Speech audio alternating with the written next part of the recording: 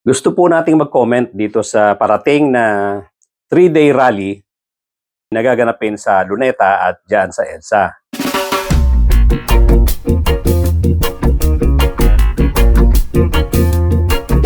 Doon po sa mga bago lang dito sa aking channel, kindly subscribe, kindly hit the notification bell, pati na rin yung like button, at pakishare na rin po para lumaki ang ating community. At tuloy-tuloy na po tayo sa ating topic for today. Sabi nila, ito'y kinabibilangan ng Iglesia ni Cristo, ng JIL, at ng Jesus is Lord. Kasama din dito yung grupo ng former General Pokis, na yung pagkakadinig ko ng interview, ang kanilang advocacy ay yung yung paglilinis ng gobyerno, yung fight against corruption. In short, they are for good governance. Yan ang kanilang mga battle cry. Ngayon, kasama rin dito itong isang personality na narinig ko yung sa interview rin, na itong si Mike Defensor, na ganun din ang interview sa kanya. Sinasabi din niya na wala silang iniisip na destabilization at sila daw ay laban sa korupsyon. Although may inilabas na balita, may listahan na inilabas itong si Montulfo na sinasabing mga destabilizer daw itong sina General Pokis, itong sila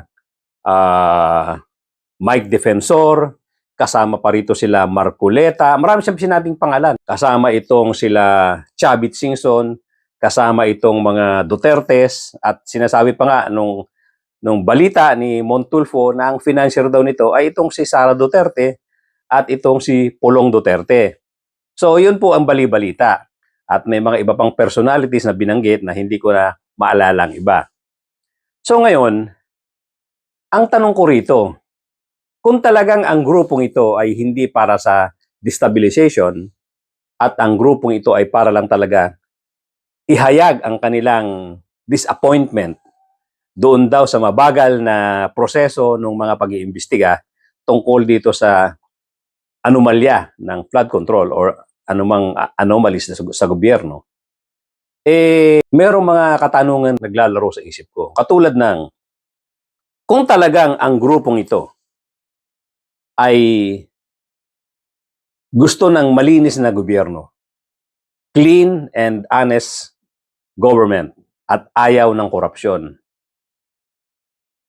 malaking question mark sa akin, bakit isinama sa rally ang KOJC na alam naman natin na katakot-takot ang kaso na hinaharap ng leader nito na si Apollo Kibuloy. At pinoproseso na nga ang kanyang extradition papunta sa Amerika. Dahil doon sa Amerika, ganun din ang mga kaso niya. Human trafficking at iba't iba pang kaso. Dito naman sa atin sa Pilipinas, ang alam kong na-file na sa kanya ay yung rape at molestation yata, and then human trafficking din na non-bailable cases. At nagkaroon nga ng hearing sa Senado, doon natin na panood, narinig yung testimony ng mga kabataan na inabuso niya, na talaga namang kapani-paniwala dahil mga kabataan nga ang biktima. Ang isa pang kasama rito na sinasabing kasama daw sa grupo ng mga magrarally sa 16, 17 at 18 November ay itong JIL nga, na kung saan naman alam na alam din natin na itong si Senator Villanueva ay kasama rin sa inaakusahan, at yun na nga, dinala na ang kanyang kaso from ICI, dinala na sa Ombudsman for preliminary investigation. At hindi malayong magkaroon na nga ng arrest warrant ito. Kaya nga, kung ikakatuwiran sa atin ng grupong ito, na sila ay for clean governance and against corruption, bakit isinama ang dalawang grupong ito na alam naman natin na hindi malinis? Nadadawit ito sa malalaking kaso, itong dalawang grupo na to, and yet, Itong mga general na to, may mga mukha silang ihaharap sa publiko para sabihin na sila ay sumusuporta dito dahil ang gusto nila ng malinis na gobyerno at gusto nila makulong ang mga involved sa corruption. Kasama na nga nila ang grupo ng JL kung saan any moment maaresto ang isa sa pinaka-leader na si Joel Villanueva, isang senador. So ngayon, hindi katanggap-tanggap na sasabihin ng grupong ito nila General Pocis na ang reason nila sa pagsama, pagsuporta sa rally na yan, para labanan ng korupsyon. Hindi ganon. Ang nagiging perception tuloy ng tao sa kanya, itong grupo nila ay mga para silang mga oportunista.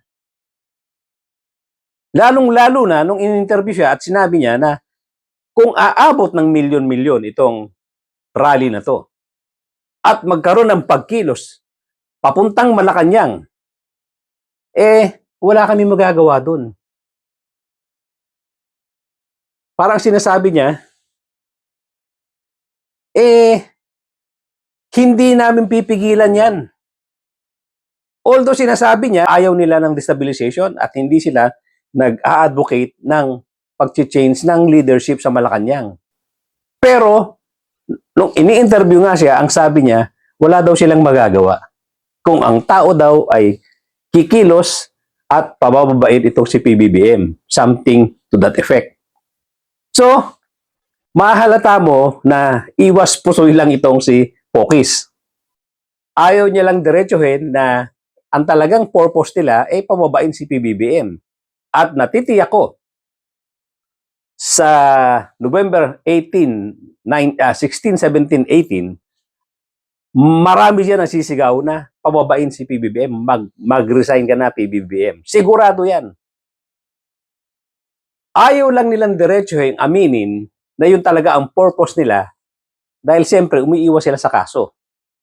Ganon din itong si Mike Defensor. Ang galing magsalita nito. Ang galing mga tuwiran nito. At sinasabi nga din nila na wala sa grupo nila ang naghahangad na magbago ng gobyerno or pababain si PBBM, ayaw at hindi rin sila magde-destabilize ng gobyerno. Kaya nga lang, obvious nga mahalata mo bakit sinasamantala nyo lang lahat pinasama nyo dyan sa rally na yan para lumaki, para dumami. At kaya nyo ginawang 3 araw yan, hoping kayo na lumobo nga ang tao. Yan ang hope talaga ninyo dyan. Na magkaroon ng pagkilos, magkaroon ng agitation, at later on, sabi nga ni General Pocis, hindi nila mapipigilan kung ang tao ay pupunta ng Malacanang. Parang gano'n ang sinasabi niya.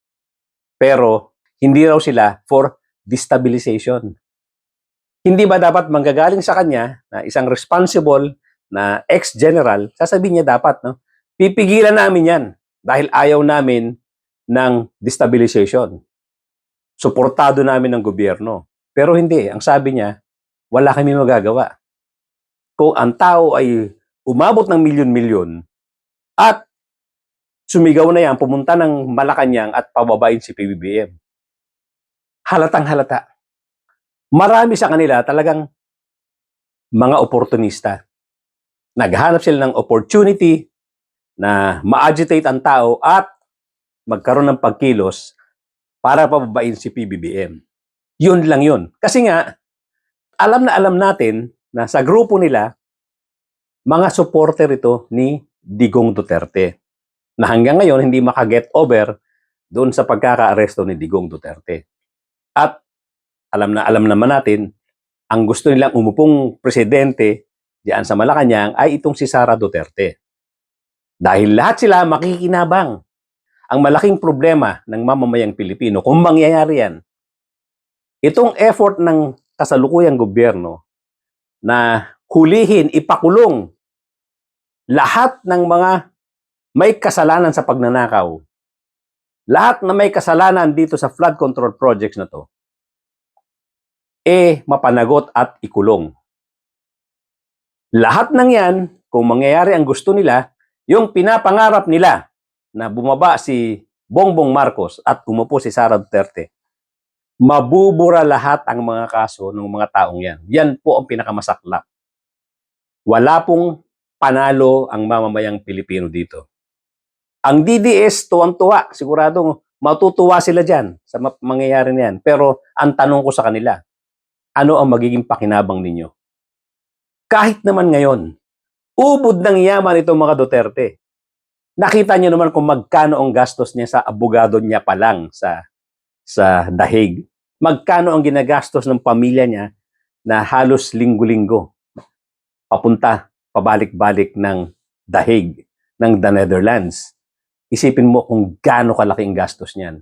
At yun na nga, yung monthly binabayad kay Kaufman. Kayo ba ang mga DDS, nakikinabang kayo dyan? Hindi ko maintindihan, patong-patong na nga ang kaso nitong mga hinahangaan nyo, ganun pa rin ang suporta ninyo. Para bang ang laki-laki ng pakinabang ninyo. Alam nyo, kung mangyayari yan, kasama kayo sa matatalo sa sitwasyon na to. Kung magpapalit ng gobyerno, babagsak lalo ang ekonomiya natin na ngayon ay pabagsak na nga dahil sa anomaly na yan na nag-umpisa. Ang anomaly na yan, nag-umpisa doon sa panahon ni Digong Duterte noong 2016 na ngayon ay ginagamot nitong present government.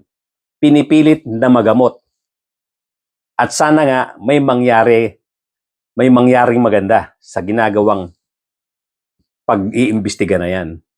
Na nag-umpisa nga ang malalaking anomalya na yan doon sa panahon ni Duterte. Again, itatanong ko sa inyo mga DDS supporters, ano ang pakinabang nyo dyan? Dapat sumuporta kayo doon sa legitimate government na sana matapos ni PBBM ang kanyang term, matapos itong pag-iimbestiga, maipakulong lahat ng mga magnanakaw. Dahil pag nangyari yan, luminis ang gobyerno, buong sambayanan makikinabang. Hindi katulad nung sinusuportahan ninyo na si Sara Duterte, kung mauupo yan, ma-shorten yung presidency ni PBBM, bagsak lalo ang economy natin. Lahat tayo mahihirapan. 10 taon, 10 to 15 years na naman tayo mag-aantay para makarecover. Wala po tayong panalo dyan. Kaya sana, mag-isip-isip po tayo, kayong mga nag-iisip ng stabilization, karamihan dyan nagsusuporta yung may mga malalaking kaso na. Sumusuporta dyan itong mga politicians na ang daming pera, pero ngayon, meron kasama sila sa demanda or mapapasama na sila sa kaso na to dahil alam nila may kasalanan sila. Alam nila sabit sila dito sa mga anomalya na to. Kaya lahat ng yan susuporta dito sa gagawing pagkilos sa November 16, 17, 18. Again, uulitin ko mga kapatid, mga kababayan, wala tayong pakinabang dyan. Kaya obvious nga, sinasabi ko na. Kung talagang para kayo sa malinis na government, para kayo doon sa against corruption, bakit kasama nyo itong JIL na ang anak niyan, si Joey Villanueva, ay nasasangkot sa anomalya? At itong KOJC, mas masahol pa ito. Pati mga bata, minolestya, ang daming ni-rape nito, mayroong pang mga kaso ito sa Amerika na yung human trafficking. At ito, close ally talaga ito ni Duterte. Na marami pa nga nagsasabi na ang ibang pera ay dito ipinatago. Yung mga ibang pera ni Duterte dito daw ipinatago kay Kibuloy. So, hindi ko alam bakit ganun na lang ang pagsuporta natin, ganun na lang ang paghahangad natin na pababain si PBBM. Ako ay hindi isang tagahanga ng PBBM, pero ako'y sumusuporta sa kanyang gobyerno dahil gusto kong matapos itong investigasyon na to. Gusto kong malaman sino talaga ang lahat-lahat na may kasalanan at gusto kong silang lahat ay makulong. na delikado ngang hindi mangyari kung magpapalit tayo ng presidente, magkakagulo, matatanggal si PBBM sa Malacanang, at ang papalit dyan ay si Sara Duterte na kaibigan karamihan dito. Kaibigan niya ang mga contractors, kaibigan niya ang mga senador at ibang mga politicians na sangkot sa kaso or nasasabit sa kaso. Yun ba ang gugustuhin yung klase ng tao na uupo sa Malacanang? Mababaliwala yung ating naumpisahang pag-iimbestiga. At kung sila ang mauupo, balik na naman sila doon sa kanilang gawi. Ubos-ubos tayo dyan. Hahawakan na naman nila ang mga proyekto na hindi naman talaga ginagawa, substandard, hindi tinatapos, pero nakukolekta ang pera. Of course, sa term ni PBBM, meron din mga nangyaring ganyang project. Unfinished, substandard, at ghost project. Pero at least pinaiimbestigahan niya na. At ngayon nga nadidiscover na natin kung sino-sino ang mga involved dyan. Pero yung nakaraang gobyerno ni Digong Duterte, wala ni isang investigasyon nangyari. Walang ginawang effort para malaman kung sino mga nagnakaw, sino ang nakinabang ng mga proyekto na yan. Bilyon-bilyon po yan. Hindi lang milyon, billions po, baka trillion pa yung total niyan. Walang na-deliver na project, karamihan. Kung meron man, substandard. Kung meron man, unfinished. Katulad na nga nangyari sa Cebu. Mahigit 300 projects daw yan nung panahon ni Digong Duterte. Tingnan nyo ang nangyari sa Cebu. Kawawa talaga ang mga tao dyan. Maawa ka dahil kitang-kita mo yung kabataan na naando doon sa ibabaw ng bubong makaligtas lang sa pagkalunod. Basang-basa, mga matatanda, buong pamilya, at ang daming namatay. Kasama na nga mga kabataan. Ayaw nyo bang matigil yan? Ayaw nyo bang magkaroon ng magandang konklusyon pag-iimbestiga dyan para malaman nating lahat ang mga taong gumawa niyan? Gusto nyo ba ituloy ang mga ganyang klaseng anomalya? Na tayong mga pangkaraniwang mamamayan, hindi naman tayo nakikinabang dyan. Ang nakikinabang lang dyan, itong malalaking politiko. Wala tayong pakinabang dyan. And yet, hindi ko malaman bakit ganyan ang suporta ninyo sa mga grupong ito.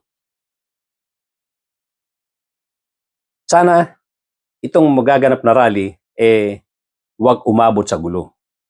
Dahil nga, walang advantage sa mamamayang Pilipino kung magkakagulo. Wala po tayo mahihita dyan sa gulo na yan.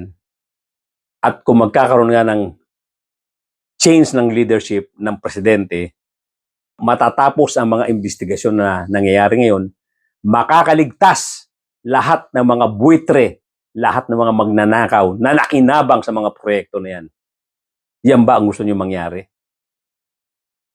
Kaya huwag tayong sumuporta sa mga ganyang klaseng rally. Huwag tayong sumuporta sa mga patago nilang ipinaglalaban.